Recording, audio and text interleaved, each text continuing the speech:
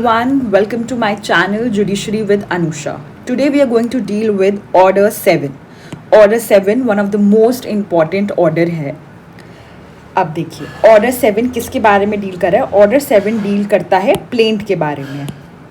Now आपने अभी पढ़कर आए थे ऑर्डर 6 में कि प्लीडिंग में आता है प्लेंट एंड रिटन स्टेटमेंट. तो जब भी आप प्लेंट ड्राफ्ट कर रहे हो या रिटन स्टेटमेंट ड्राफ्ट कर रहे हो तो आपको प्लीडिंग के रूल्स पता होने चाहिए. ना before heading towards these rules, क्योंकि सब इसी तरीके से पढ़ाते हैं कि आपको रूल्स पढ़ने, हम पहले एक बार ओवरव्यू लेते हैं कि अगर आप प्लेंट पढ़ने जा रहे हो तो इसमें इंपॉर्टेंट रूल्स कौन से हैं.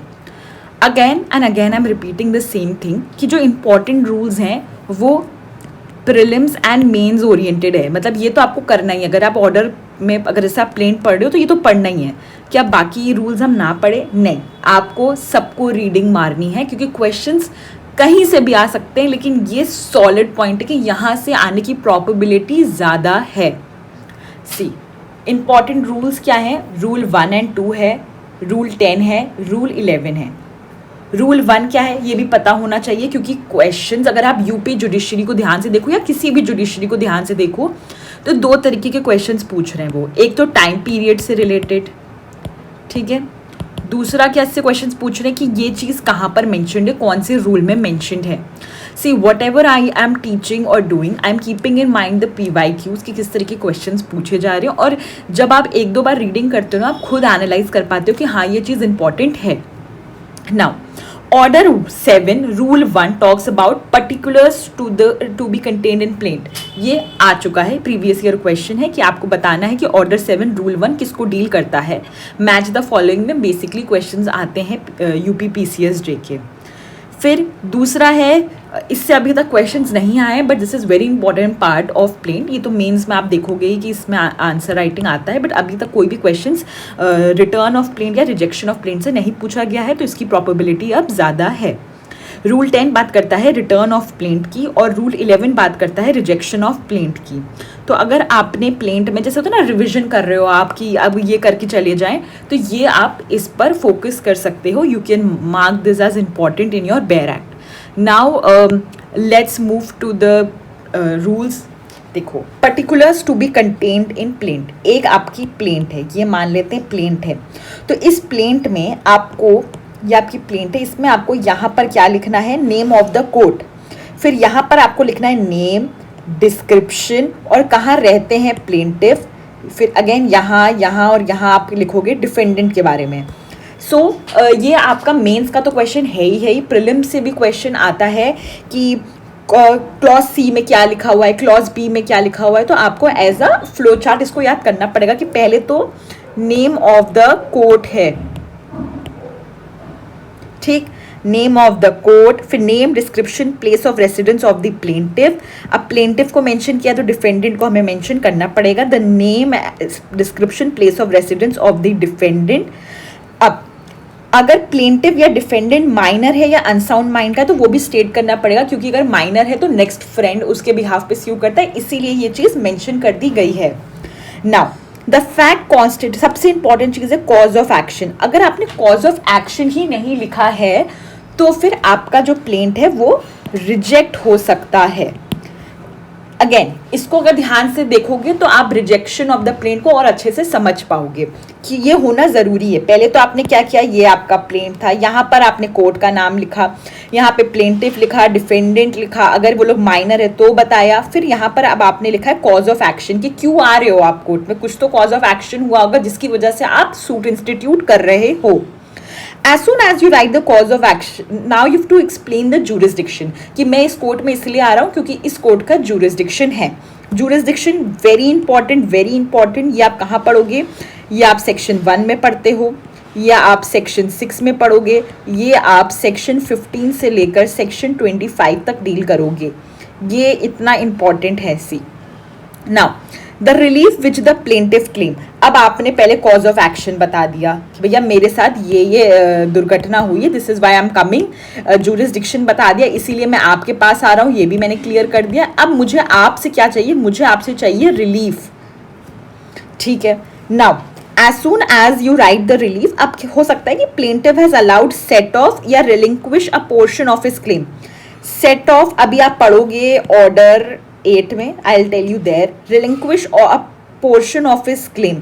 ये अभी आप ऑर्डर 2 में पढ़कर आ रहे हो कि अगर प्लेंटिफ को कोर्ट के जुरिस्डिक्शन में आना है तो वो अपनी खुद से लाइक अपनी इच्छा से कुछ रिलिंक्विश कर सकता है portion of the claim, right. Amount so allowed और relinquish, amount set off the amount so allowed या relinquish a portion so relinquished. अब लास्ट पॉइंट क्या बताता है कि जो statement of the subject matter of the suit, उसको लिखना है कि जो ये subject matter of the suit है, इमूवेबल या मूवेबल प्रॉपर्टी, उसका जो भी क्या कहते हैं वैल्यू है, किसके लिए, 2 चीज़ों के लिए आपको स्टेट करना पड़ेगा, एक तो जुरिस्डिक्शन के लिए और ऊपर से कोर्ट फीस के लिए, दोनों ही बहुत इंपॉर्टेंट है। मतलब आपको इसके अंदर आपको रूल 1 के अंदर कैसे क्वेश्चंस आएंगे मैं आपको ये भी एक्सप्लेन कर देती हूँ कि रूल 1 में सबसे पहले तो आपको ऑर्डर वाइज क्वेश्चन पूछ सकते हैं कि कॉज ऑफ एक्शन कौन से उसमें है, A B C D में है, फिर ये पता होना चाहिए, अगर ये पता होगा तभी आप रिजेक्शन ऑफ प्लेंट को अच्छे से समझ पाओगे। नाउ रूल 2 मनी सूट्स के बारे में डील करता है। रूल 2 बेसिकली क्या बताता है कि अगर प्लेंटिव रिकवरी ऑफ मनी के लिए उसने प्लेंट डाला है तो उसको स्पेसिफिकली जो क्लियर अमाउंट है वो मेंशन करना पड़ेगा। चलो अब आपके एक फैक्ट को रिवाइज करती हूँ कि हमने प्लीडिंग में पढ़ा था कि अगर आप कोई भी अमाउंट नंबर में लिखते हो तो आपको उसको वर्ड्स में भी लिखना है। तो that is why pleading is so important, क्योंकि जब आप प्लेन ड्राफ्ट कर रहे होगे तो आपको ये सब चीज़ें दिमाग में रखनी है। लेकिन अगर दिस इज एन एक्सेप्शन और यहाँ से भी क्वेश्चन आ सकता है कि अगर प्लेंटिफ किसके लिए कर रहा है, मीन्स प्रॉफिट के लिए कर रहा है। Means profit is defined under section 2। अभी हम उसको भी अच्छे से समझेंगे, तो आप चिंता मत करो, आपकी जो भी डाउट होगा जब ये पूरी सीरीज खत्म हो जाएगी आई गेस आपको पूरा हर चीज़ क्लियर होगा, क्योंकि जब अभी मैं मीन्स प्रॉफिट में आऊँगी तो मैं ज़रूर यहाँ पर फिर से रेफरेंस दूंगी। But where the plaintiffs use for means profit या फिर ऐसा कोई अमाउंट जो found due to him on taking unsettled account between him and the defendant, मतलब अभी उसको एग्जैक्ट प्रिसाइज अमाउंट नहीं पता है तो तब क्या प्लेंटिफ करेगा, then the plaintiff shall state approximately the amount और वैल्यू स्यूड फॉर, कि जो उसको लगता है अप्रॉक्सीमेटली, और मेंशन कर देगा कि ये अनसर्टेन अमाउंट है और मुझे अभी पता नहीं है। नाउ रूल 3 बेसिकली बताता है कि अगर आप सब्जेक्ट मैटर आपका एक इमूवेबल प्रॉपर्टी है तो आप ऐसा पर्टिकुलर डिस्क्रिप्शन दो कि प्रॉपर्टी सफिशिएंट हो to identify.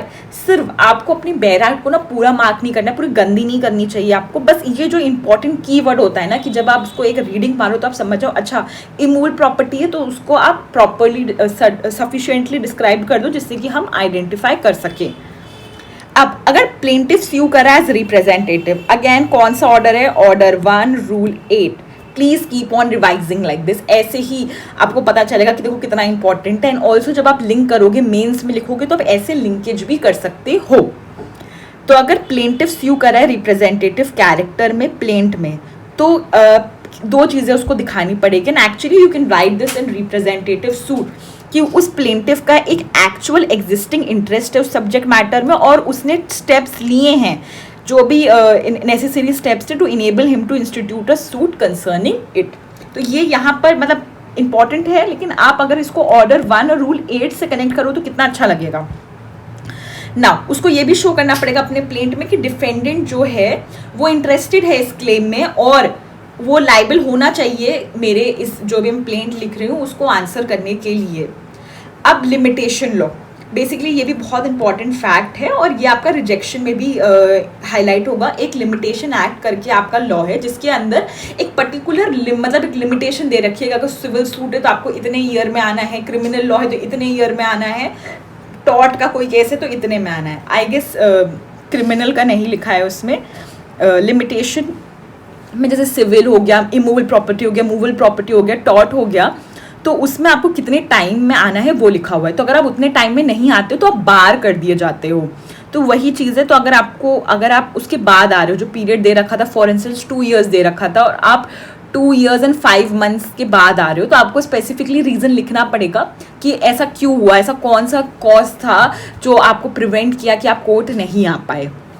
Now relief to be specifically stated, ये इंपॉर्टेंट ग्राउंड्स हैं। देखिए ये अगेन ये कहाँ से आ रहे हैं, ऑर्डर 2 कि रिलीफ आपको स्पेसिफिकली स्टेट करना पड़ेगा कि मेरे साथ, देखिए आपको इसमें लिखा हुआ था ऑर्डर 2 में कि कई सारे कॉज ऑफ एक्शंस अराइज हो सकते हैं, तो आप सभी लिख दो, अगर सेम डिफेंडेंट और प्लेंटिफ के बीच है और कॉज ऑफ एक्शन जितनी भी चीजें सब लिख दो कि एट द टाइम जब आप दोनों के बीच बहस हो रही हो फर्दर लिटिगेशन ना हो। यही ऑब्जेक्टिव था ना ऑर्डर 2 का।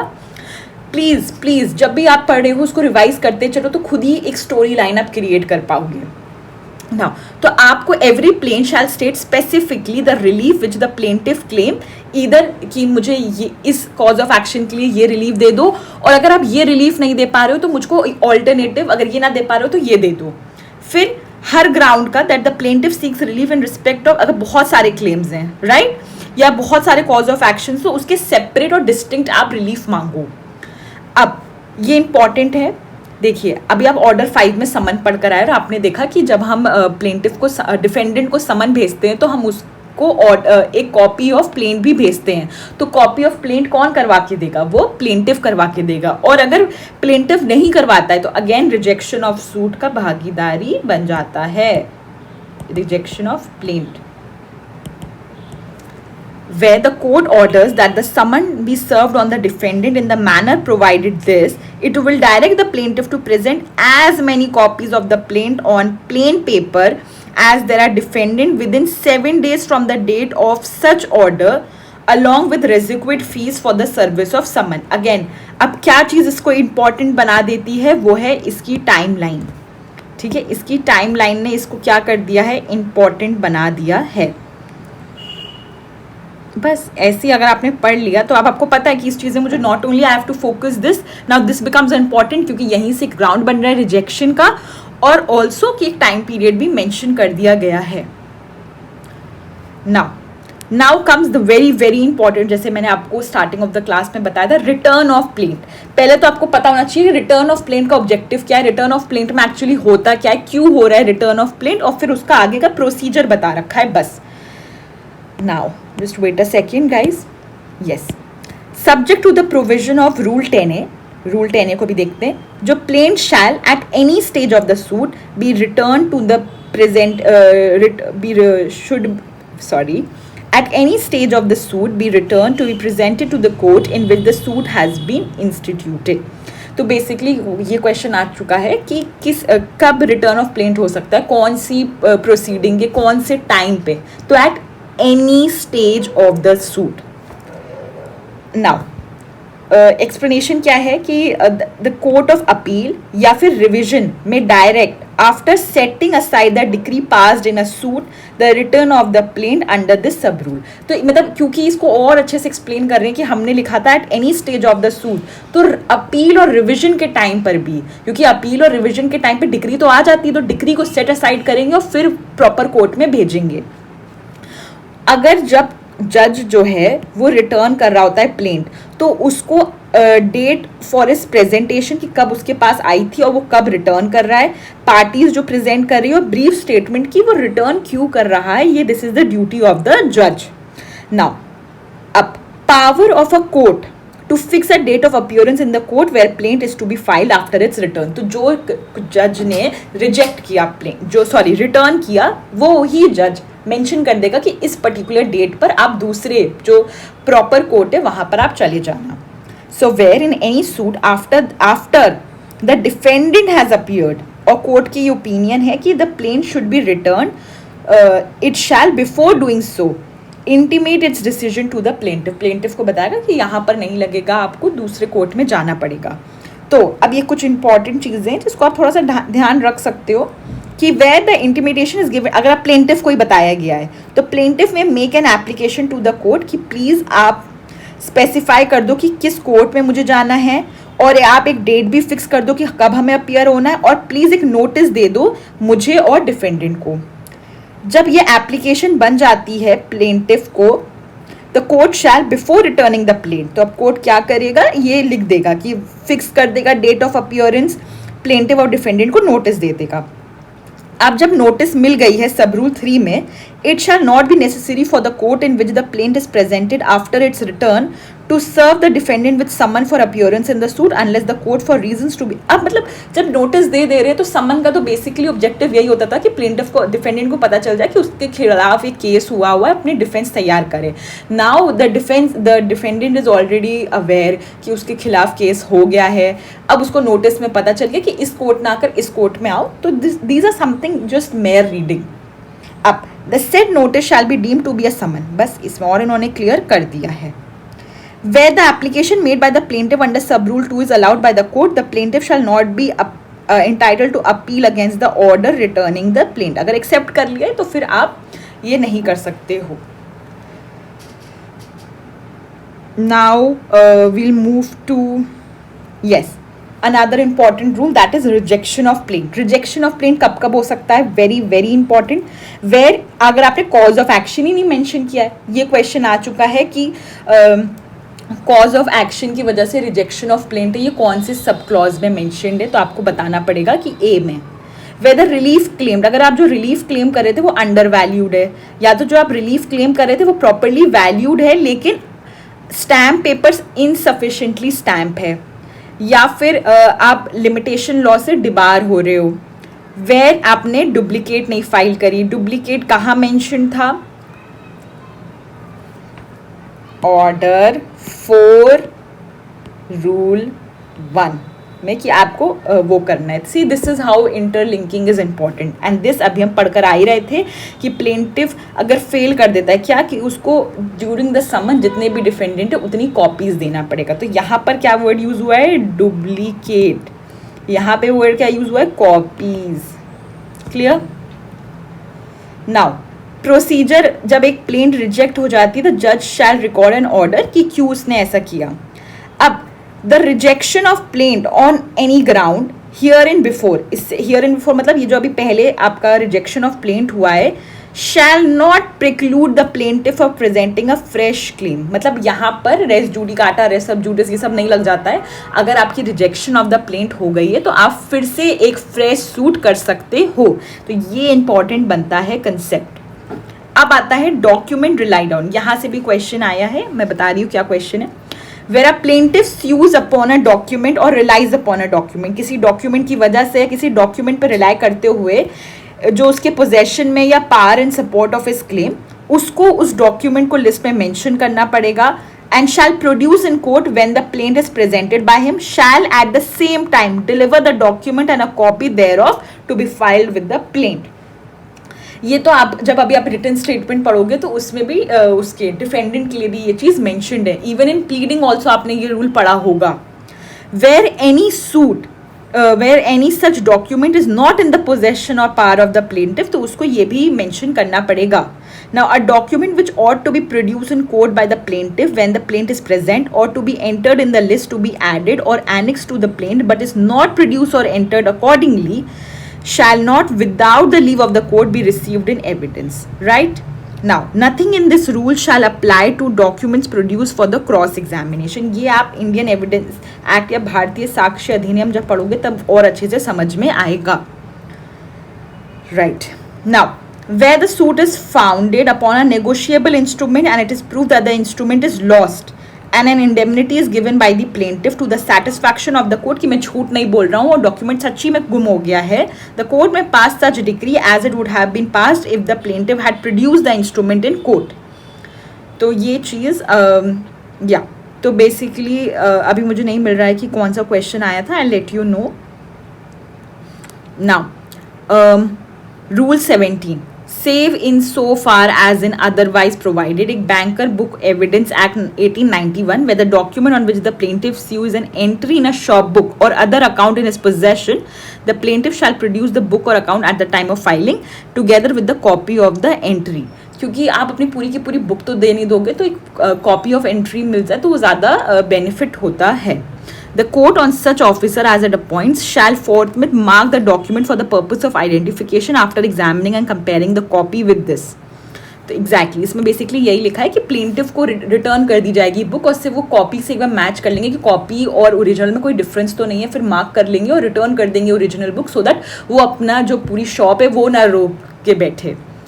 देखिए आपने बेसिकली इतना समझा तो आपको थोड़ा बहुत तो ये क्लियर हुआ होगा कि जब हम कोई भी ऑर्डर पढ़ते हैं तो उसमें हमें दो तरीके से पढ़ना है। एक तो पूरी रीडिंग लगानी है जिससे कि हम समझ पाए कि ओके इसमें क्या क्या चीज़ें हैं, और कुछ इंपॉर्टेंट चीज़ होती है both for prelims and mains, तो उसी को मैंने आइडेंटिफाई करवाया है।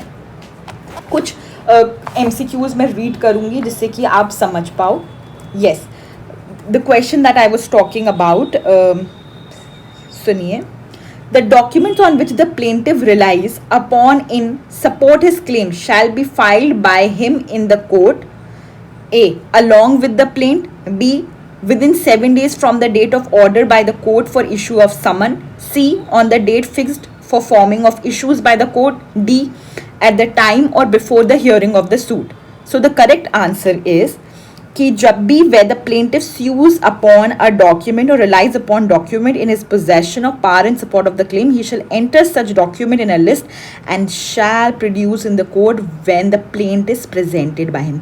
ये क्वेश्चन आया था जो मैं आपसे बोल रही थी कि कोर्ट को तभी प्रेजेंट कर देना है जब वो प्लेंट प्रेजेंट कर रहा है। सो सी ऐसे क्वेश्चंस आते हैं और ये सब चीज़ें एक मेयर अंडरस्टैंडिंग से हैं, नथिंग डिफ़िकल्ट। अब आपका क्या काम है कि आपको ऑर्डर 7 तक रिवाइज करना है, लाइक ऑर्डर 1 से लेकर 7 तक रिवाइज करो और PYQs लगाओ, जिससे कि जब हम ऑर्डर 8, 9, 10 फर्दर पढ़ेंगे तो आप और अच्छे से एनालिसिस कर सकते हो। Thank you.